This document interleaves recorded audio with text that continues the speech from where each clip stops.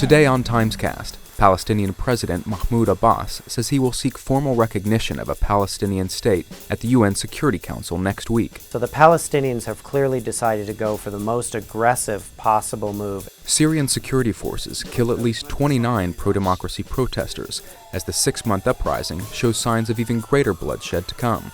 And the Tea Party uses a little-known holiday to push its view of the United States Constitution. One other thing that they're doing is promoting a Tea Party Patriots Constitution coloring book.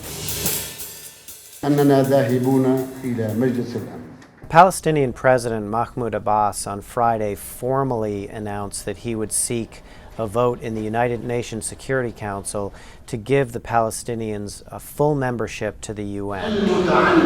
The Palestinians believe that they have not made any progress in negotiations with the Israelis, and that winning full membership to the UN, or even an enhanced observer status, would increase their leverage in negotiations with the Israelis. It would also give them recourse to the International Criminal Court to pursue claims against the Israelis. So this is both an expression of frustration with the lack of progress in the peace process, and also a hope on their part that it could strengthen their hand and actually force the Israelis back to the table. But it puts the Israelis in a difficult position because there will be considerable support at the United Nations for what the Palestinians are trying to do, and that inevitably isolates the Israelis. There's fear that this could lead to a new round of instability in a region that's already being convulsed by forces in several countries.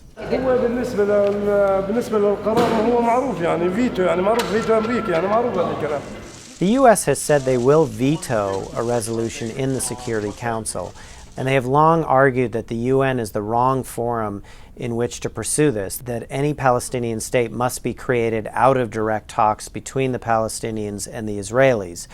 That puts the administration in an awkward position because it may be perceived in many parts of the Arab world as the United States trying to block an effort by an Arab people to pursue freedom and democracy. The very message that the administration has been getting across in other countries. أمريكا دولة معادية للفلسطينيين وطول عمرها معادية، عمرها ما خدمت القضية الفلسطينية، بالعكس. أمريكا هي اللي واقفة في طريق السلام.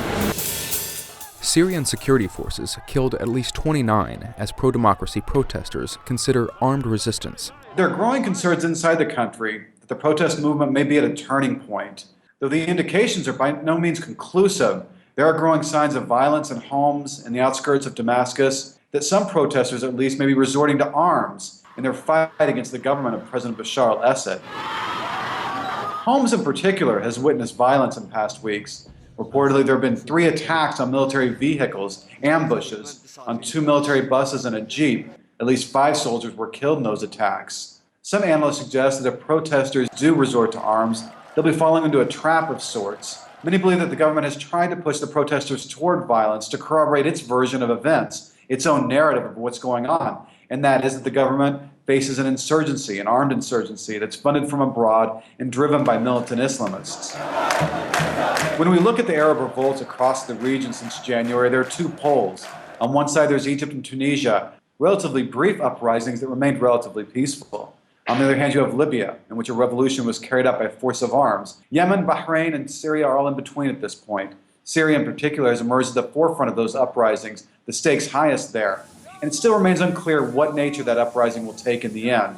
Does it remain peaceful and succeed in overthrowing a family that has ruled Syria for 4 decades? Or does it resort to arms with a far more uncertain outcome? And Saturday is Constitution Day. Little known or celebrated, the Tea Party is taking the occasion to promote its own political views.